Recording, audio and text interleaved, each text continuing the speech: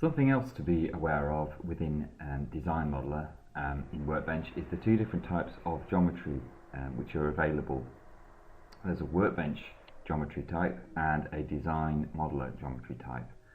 By default, the Workbench geometry type is the type which will be stored as far as the Workbench project, and on a as-needed basis, depending on the Design Modeler operation involved, it will perform the transfer from the Workbench geometry type to a Design Modeler native Parasolid type geometry. The Workbench geometry type is a lighter weight geometry type in order for the geometry to be transferred across different applications. And when we're inside Design Modeler itself, it can convert the geometry as needed based on the operation to the Design Modeler type in order to perform that particular function. Now, prior to 14.5, all the geometry type within Design Modeler will have been converted on import and will take on the Design Modeler type geometry.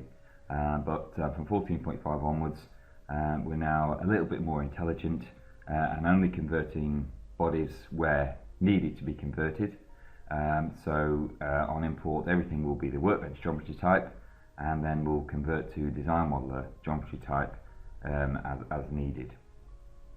But you can see here the different types in terms of the import panels here, and the different types of the geometry for imports.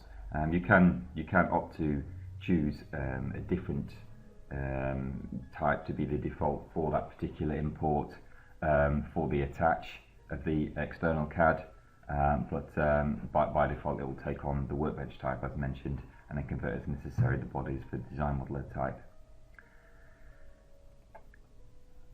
It is possible, however, that the conversion from a Workbench type to Design Modeler type can fail. It's not impossible for it to fail.